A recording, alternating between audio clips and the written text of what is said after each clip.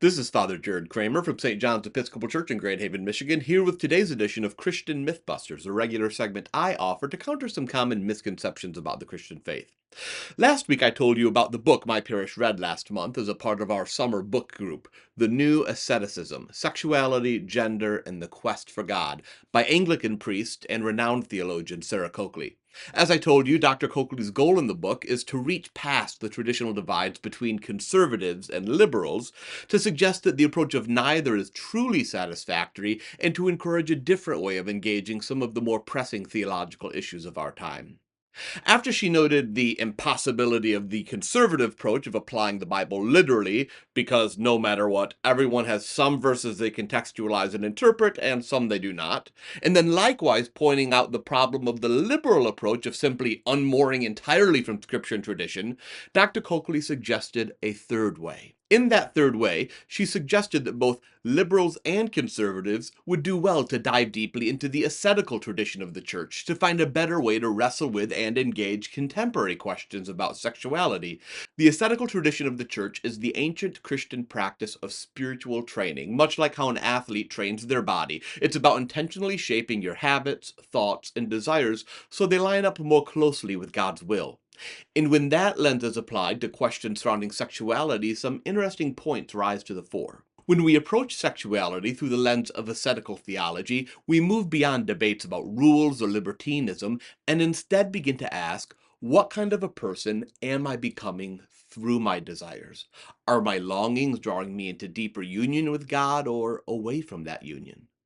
Coakley insists that Christian maturity requires patience, prayer, and humility, what she calls the long obedience of contemplative waiting.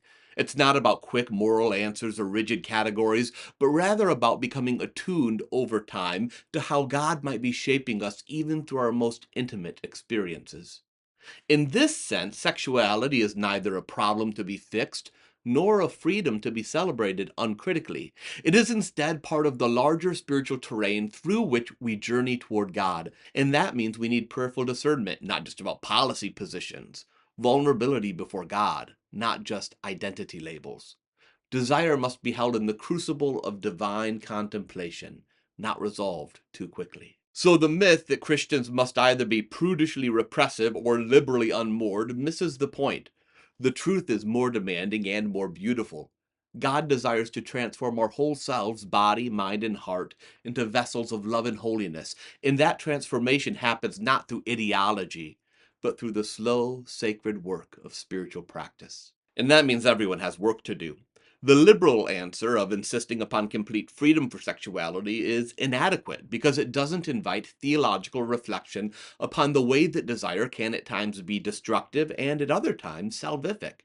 And the conservative answer of rigidly excluding LGBTQ people means that conservative Christians are missing out. They're missing in seeing how the holy and self-giving love in queer relationships can teach them more about what godly love looks like. Rowan Williams points this out in an essay called The Body's Grace, where he acknowledges the traditional understandings of opposite sex relationships, where marriage exists primarily to provide an appropriate setting for sex and the procreation of children. As William notes, the problem with that imagined ideal is that, quote, the facts of the situation are that an enormous number of sanctioned unions are a framework for violence and human destructiveness on a disturbing scale. Sexual union is not delivered from moral danger and ambiguity by satisfying a formal socio-religious criterion like just marriage for straight people. Thus, Williams notes that queer relationships pose the question of what the meaning of desire is in itself, not considered as instrumental to some other process, the peopling of the world. To put it another way, queer relationships experience sex without the same assumed instrumentality of straight relationships, and thus they can help straight people better understand what a graced and embodied desire might look like, particularly one that is healed by God's grace and focused on the flourishing of the other. Thanks for being with me.